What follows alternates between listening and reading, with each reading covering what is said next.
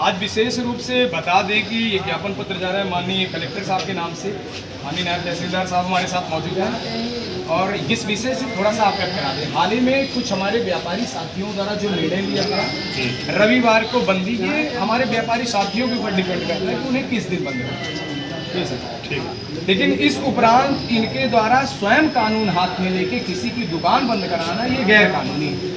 मैं मानता हूँ इसके लिए प्रशासन है, सिस्टम है, और सिस्टम के विरुद्ध जाकर आप काम करते हैं तो इस पर कार्रवाई होती है। ऐसा ही कुछ देखने को इस रविवार को सीधी के कुछ व्यापारियों के साथ जोर जबरदस्ती झूमा झटती की गई और ऐसे रवैये से तानाशाही टाइप का माहौल तैयार हुआ है और जहाँ कई विरोध भी हुए हैं।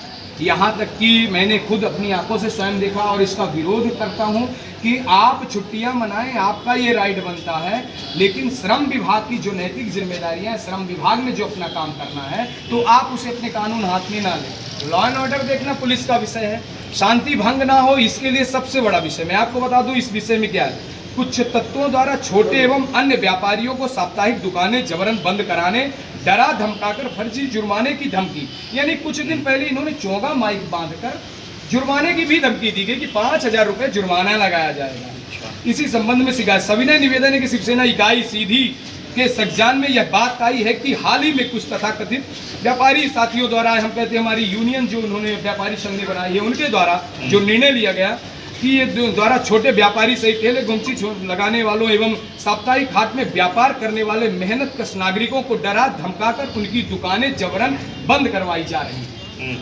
ये तब तो स्वयंभू अधिकारी बनकर फर्जी चालान जुर्माने की बात कर लोगों के में भय का वातावरण बना रहे हैं, जिससे आम व्यापारी वर्ग मानसिक एवं आर्थिक रूप से अत्यधिक पीड़ित हो रहा है।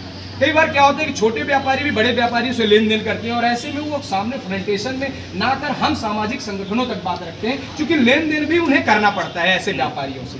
तो इस विषय में मैं बता दूं ये फर्स्ट बिंदु है। इस प्रकार की असामाजिक तत्वों की पहचान कर उनके विरुद्ध जो कानूनी कार्यवाही बनती है लीगल तरीके से, अगर संगठन कभी करे या पार्टी द्वारा कैसी कभी बंद करवाई जाती है तो वही प्रशासन कार्यवाही करता है, वो करता है। तो ऐसे में ये कर रहे हैं तो इनके ऊपर कार्रवाई हो जिनके द्वारा जबरन अगर किसी के साथ किया जा रहा है। सेकंड चीज है कि साप्ताहिक हाट बाजारों में व्यापारियों की सुरक्षा एवं स्वतंत्र व्यापार सुनिश्चित करने हेतु पुलिस बल की तैनाती की जाए। माननीय पुलिस अधीक्षक जी के नाम से भी यह पत्र है, माननीय कलेक्टर साहब के नाम से भी। किसी भी संगठन या व्यक्ति को कानून हाथ में लेने से रोका जाए ताकि आम जनजीवन सामान्य रूप से चलता रहे। ऐसे में मैंने उस दिन जिस दिन ये रविवार के दिन बात हो रही थी तो मैं माननीय बता दूं माननीय तहसीलदार साहब कि मैंने CSP साहब से भी बात की, एडिशनल साहब से मेरी 20 मिनट तक बातें हुई। उन्होंने कहा कि किसी भी व्यापारी को खुद